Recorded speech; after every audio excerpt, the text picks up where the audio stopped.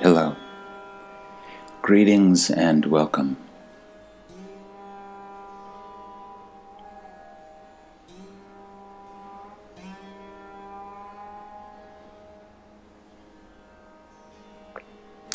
The mind is often asking,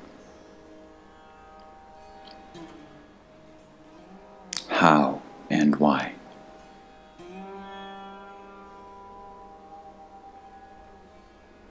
How do we do it?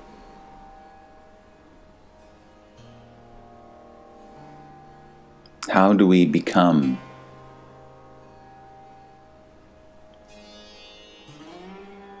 How do we become something better, different, special, more? Because the mind feels small and limited, insufficient. The mind feels that something is missing.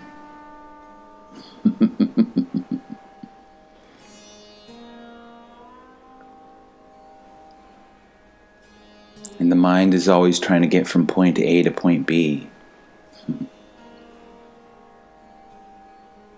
This moment here isn't enough, says the mind. I am not enough as this person. I want more. I want to become something better than I am now.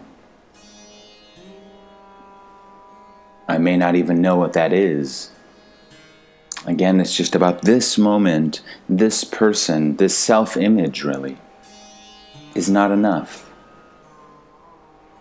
It's not good enough. Maybe this self-image doesn't receive the love that it wants, the attention, the kindness, the friendship.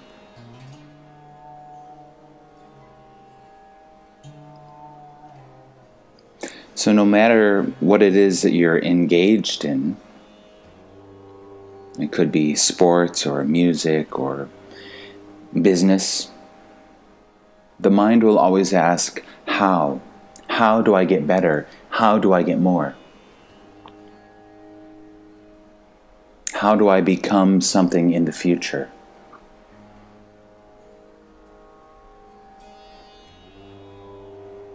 And the mind will also ask why about the present moment. Why am I like this? Why is this happening? Why did he do that? Why did she do that? Why is the world the way it is? Why can't I seemingly get what I want?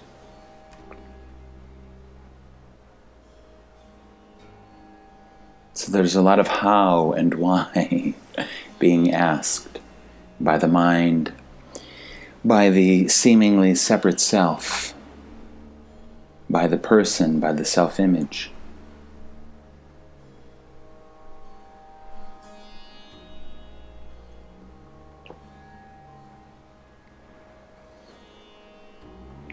And of course, there are answers on the relative level. If you want to learn how to play piano, you can find a teacher and they can tell you how to become a better pianist, or a better football player, or a better business person. In fact, a lot of people are making money. That's fine. Teaching people to become better at something. And if you go to therapy, they can maybe try to help you answer the question as to why. Why didn't my parents love me? Why did she leave me? Why can't I get a job? So you can do introspection. You can look. You can look at the evidence. Put the evidence in front of you. Well, because of this and because of that. You can go to an astrologer and ask them why. Why can't I have a lot of money? Why haven't I been able to have children? And they can give you answers on the relative level. It's because of this or because of that. And so much of life is consumed with these questions, how and why.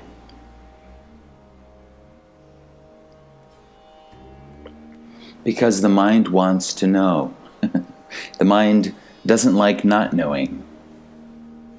It wants concrete answers, concrete steps. It wants a methodology. How do I get from here to there? How do I do it?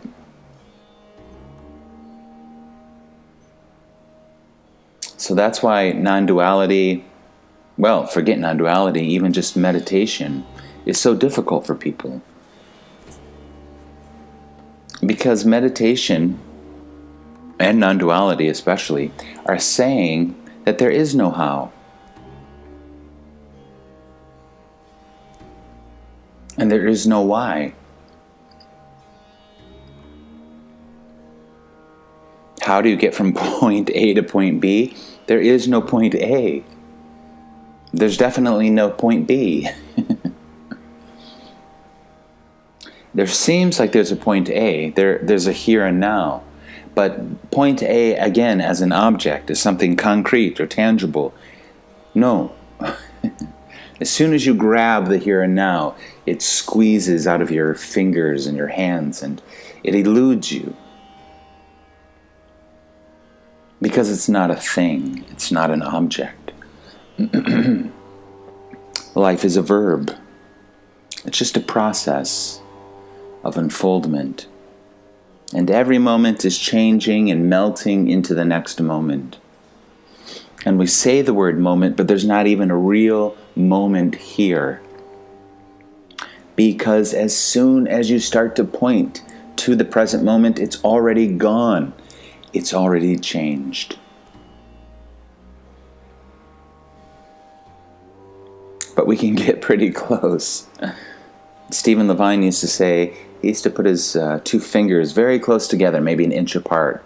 And he would say, all we have is this much. Just this much. It's very small.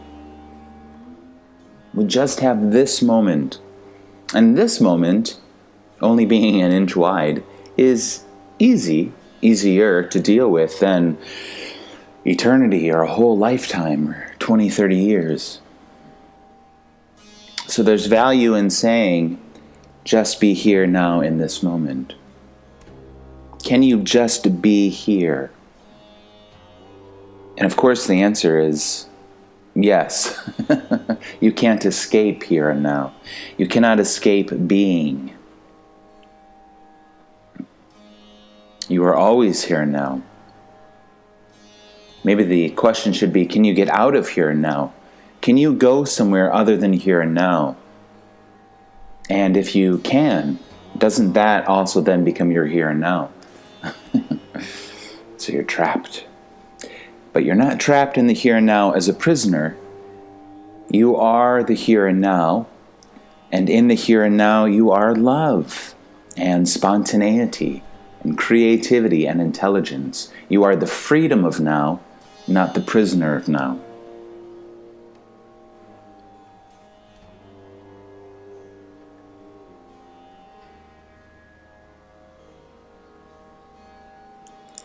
So again, the mind will ask, how? How do I get from point A to point B? How do I become a better meditator? But that's not the point. You can't really do meditation wrong. I mean, there are less skillful means of meditating.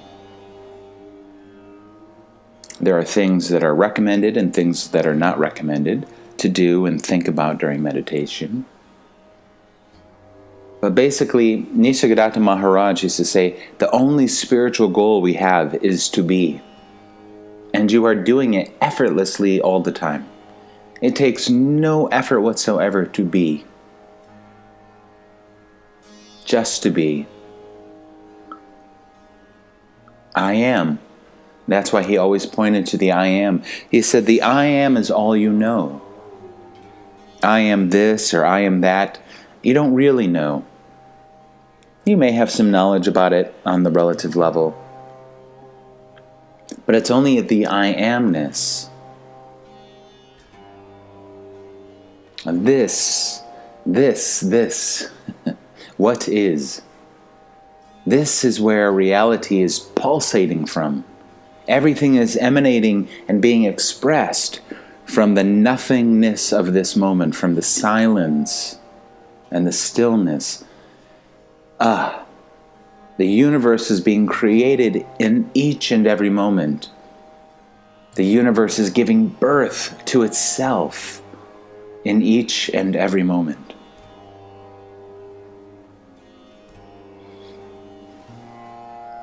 You cannot live in the past or the future.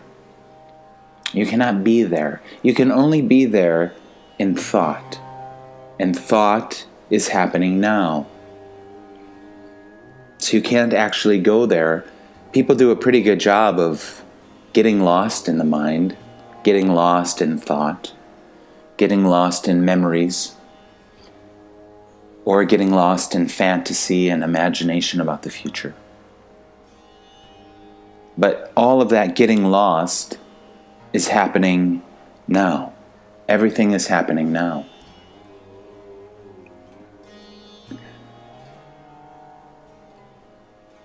So when the mind asks, why? How? I'm not saying you can't give it an answer, but there has to be a deeper realization also for the mind. You have to say to the mind, sometimes there is no answer.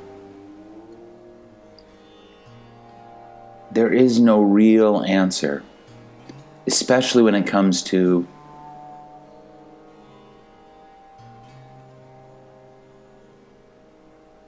how do I exist? How do I be? Because you already are. You're already doing it. And you don't need to know how to do it or why it's even happening. Why are we here? Why do we even exist? We don't know. It's a mystery. And this is why many mystics and sages will tell you that it's about not knowing but unknowing. Because everything we know, we only know in the mind, as concepts and ideas, theories, belief systems. But that's all relative knowledge. Knowledge that the mind itself has created. Yes, there's knowledge about nature that scientists have observed and written down, and then we learn that knowledge, and we think we know something, and we do. This is not about anti-knowing. It's actually very helpful to know how to do many things, how to function in the world, how to navigate in the world.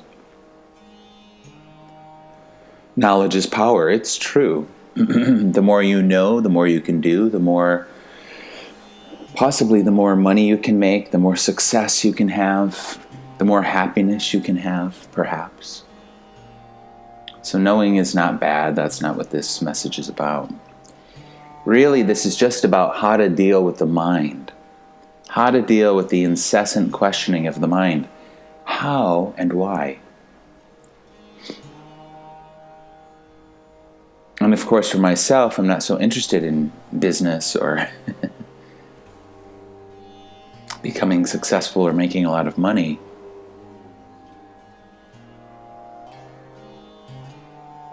If anything, there is a feeling of wanting to be here now in a more relaxed manner. But how do you do that? You just relax. You stop wanting anything from this moment.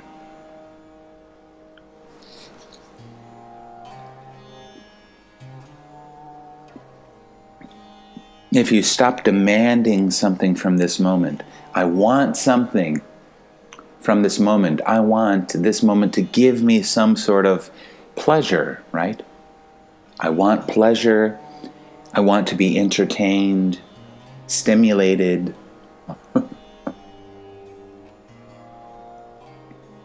If you can just relax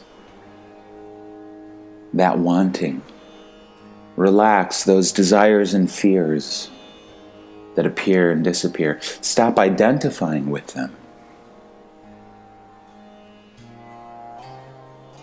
Desire is apparently natural. It is what happens. Desires and fears, desires and fears. Wanting pleasure, not wanting pain. But that's something actually separate from what you are. Because as awareness doesn't want anything. Awareness has no desires and no fears. So this is why we are unplugging ourselves from the mind, from the desires and the fears of the mind. And we're saying, mind, God bless you. Really, God bless you, mind. I love you, mind.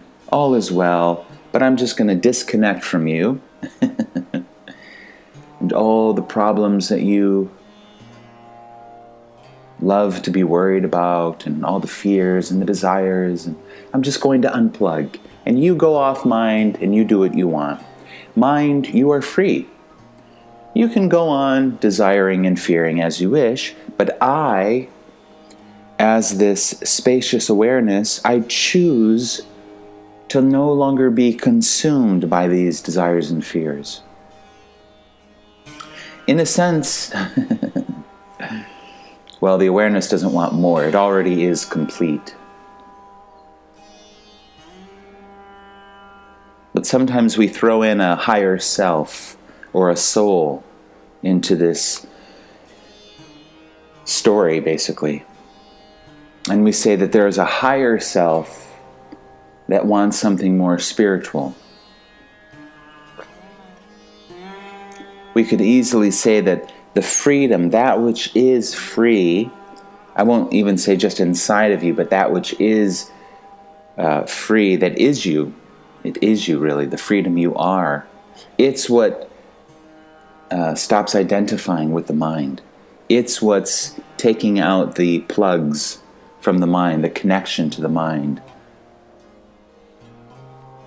The awareness is realizing, I am aware. And because I have no shape, no form, no desires, no fears, I am no thing but this present awareness. I don't need these desires and fears coming from the mind. I no longer need to identify with that changing consciousness. I no longer need to identify with the person, the self-image, the abstract conceptual self. It's not me. It becomes more and more evident and clear.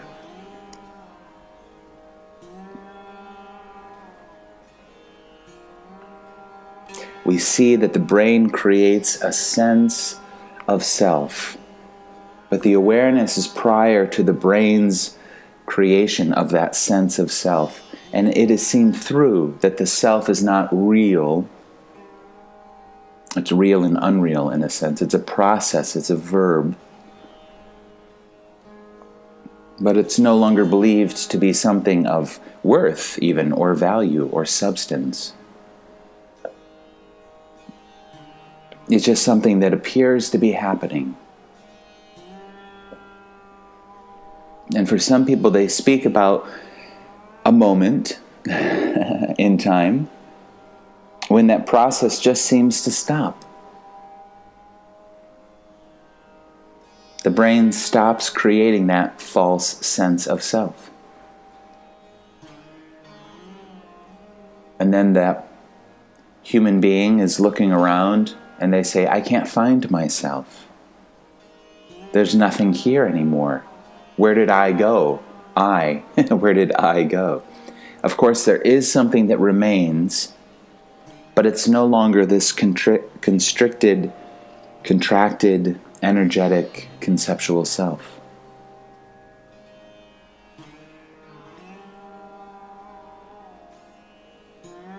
What remains is emptiness and fullness simultaneously.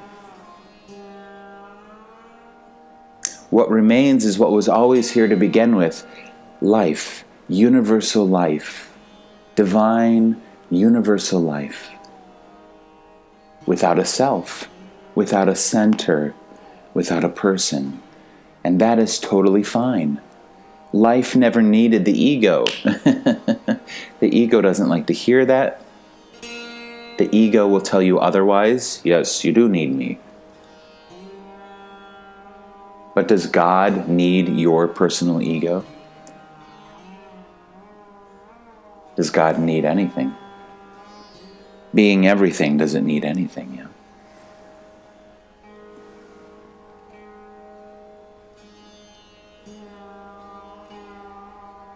So how and why? These questions arise, and really there are no answers. Life is a mystery. We don't need to know the answers. Life will just unfold. If you need some kind of an answer, it will appear to you. If you need to know something, you will know it in that moment. It will come to you through a book, or a person, or even from within. Being connected and interconnected and one with all life, all divinity, all knowledge. Many answers can come to you from within. But usually they're just answers for that moment. It's just life apparently is going from moment to moment to moment. And from the perspective of the human being, there is growth and expansion and change. And life is leading you from moment to moment to the next step. Just the next step, and the next step, and the next step. And all of that is happening, as Stephen Levine says, in just this much space. Just this.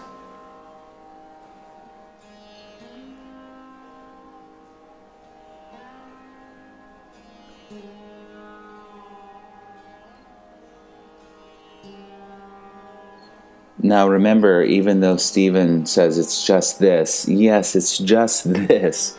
But if we sort of look back, relax, sort of sit back and look, we'll see that just this is actually quite vast.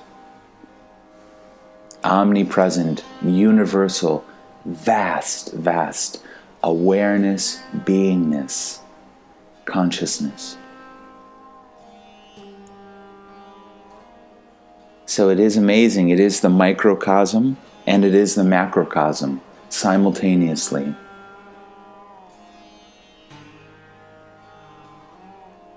And perhaps it's just up to us in terms of where we are focusing. Are we focusing on the minute? Are we looking at a sand particle? Are we looking at a cell? A microorganism? Or are we contemplating the one, contemplating the totality and the all?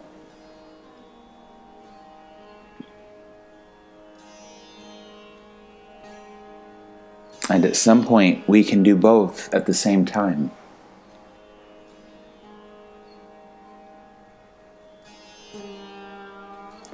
Nisargadatta says, wisdom tells me I am no thing. I am nothing perceivable or conceivable. But love tells me that I am everything and everyone and everywhere. And between these two, my life flows.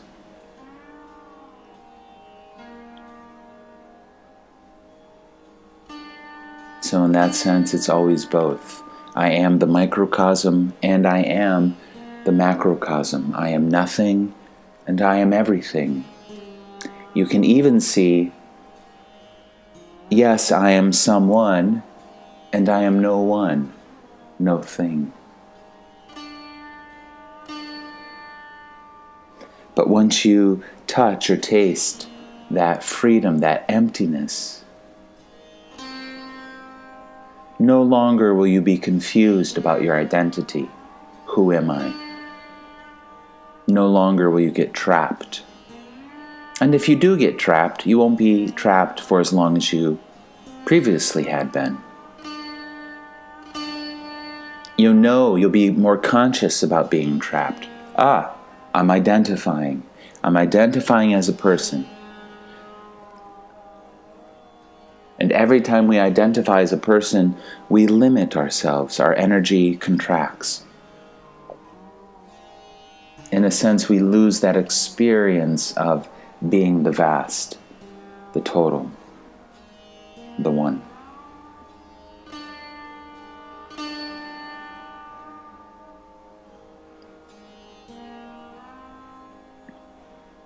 So life is a play.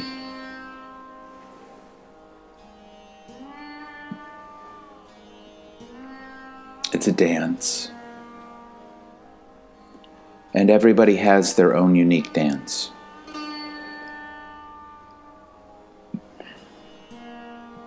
Everybody has, you could say, the character, the body even. It has its own astrology chart. It's not predestined, but there are predispositions. Some things are more likely to happen than others, let's say. I wouldn't say the astrology chart is 100%. I'm just trying to say that every individual is unique and has a different life.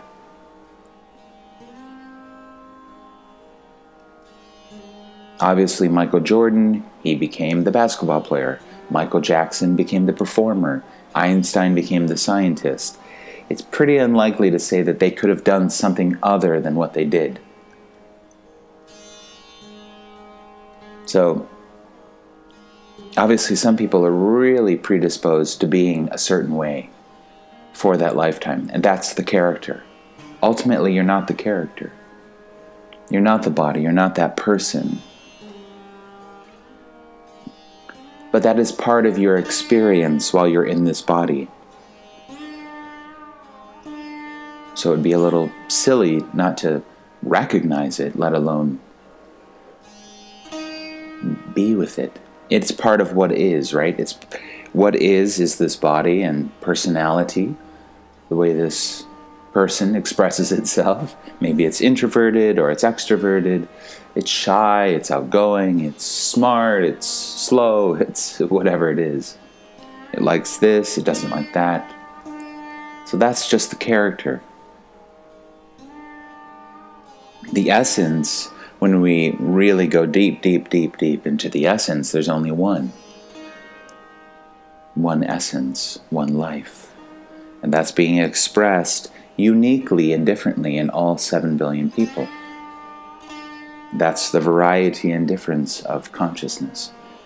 But there's no separation.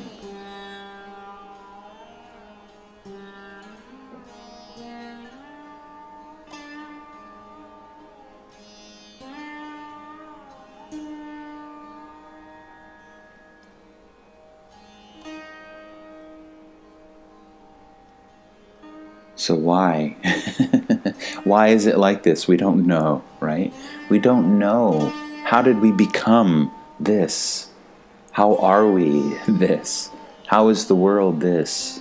Was there a Big Bang? Is this God's creation? We don't know, actually. None of us living at this time were present at the beginning, if there ever was a beginning. All we know is this moment. We can just simply look and see what is. What are we dealing with here? Well, apparently there's this body, and apparently this body needs food, and healthy water, healthy beverage, in order to live. And it needs to be protected from the elements. And these are the basics. It needs oxygen.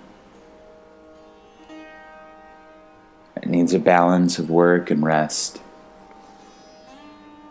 So this is what is. This is where we find ourselves.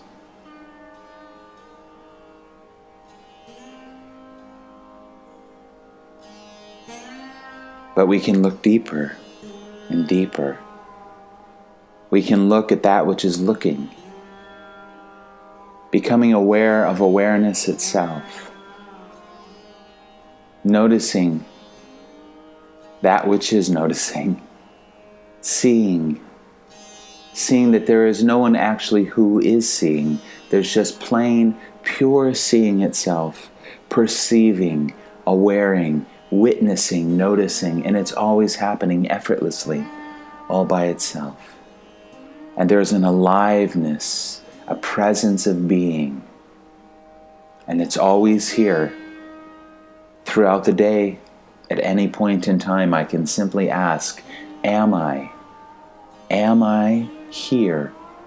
Am I now? Am I aware? Am I conscious? Am I alive?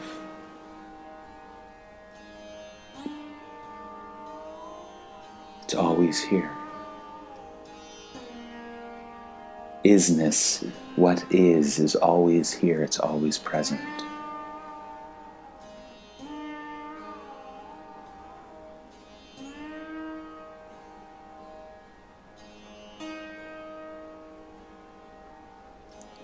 And this becomes much more satisfying than the questioning of the mind.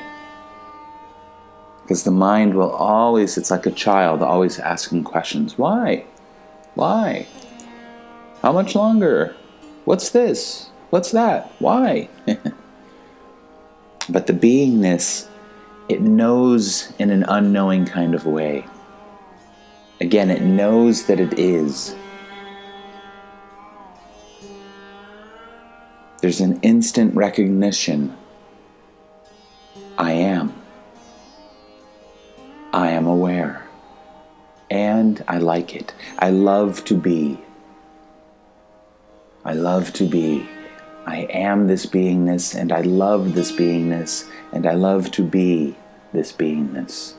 This vast, empty, full being.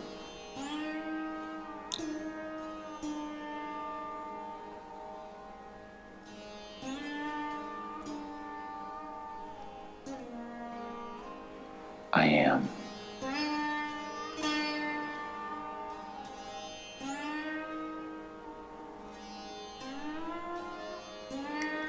In a sense, I think the mind, it has so many questions because it's afraid.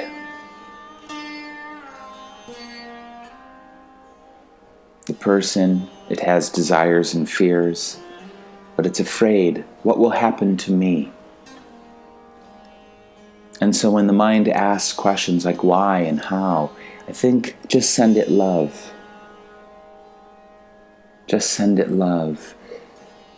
Taking the mind into our heart, allowing the mind to just sink and rest and be, letting it sink in the heart and just holding the mind as if it were your only child, giving it love, loving kindness, compassion and mercy, and just reassuring it, all is well. All is well.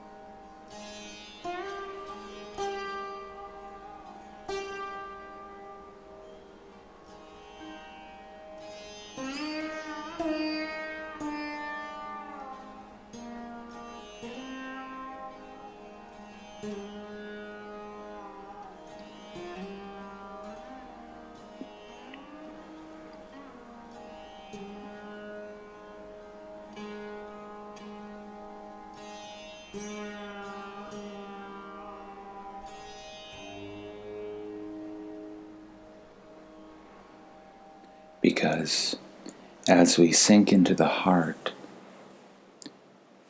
we realize that the heart doesn't need to know that this moment is enough for the heart, the spiritual heart, the heart of hearts. It's only the mind that is consumed with past and future, that is consumed with the self-image, the person, the me, the mine. What about me? What about that which is mine, this body?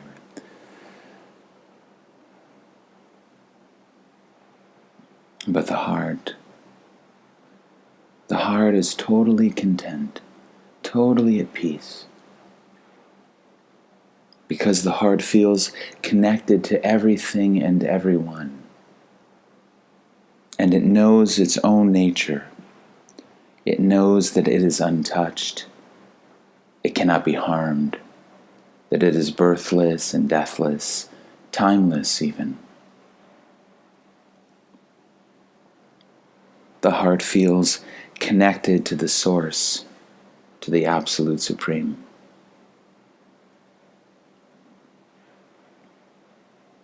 And the heart isn't trying to become something in the future. It already feels like it's everything, so what else could it become?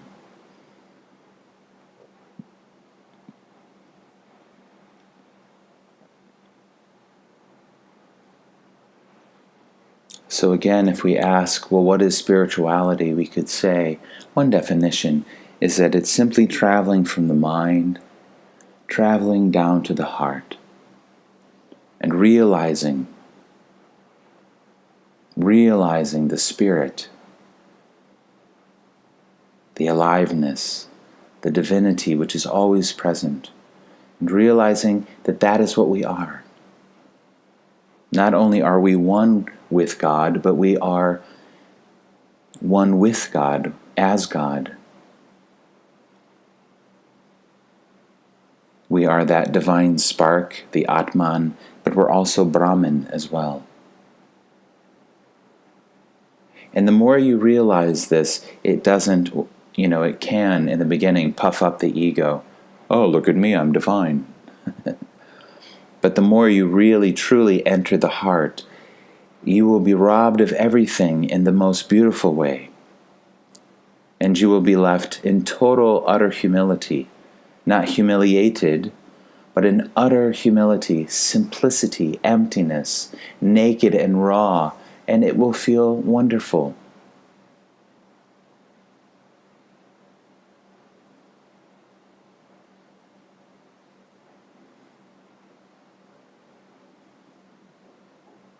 And it's nothing, Stephen Levine used to say, it's nothing you can brag about, because it's the same with every human being on the planet. Every human being can say, I am aware, and I like it. I love to be. I am this beingness. I am this divine, spiritual being. I am this emptiness, fullness.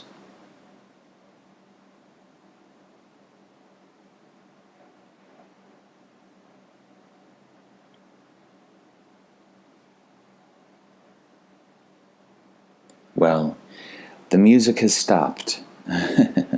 So I suppose this meditation, contemplation should stop as well.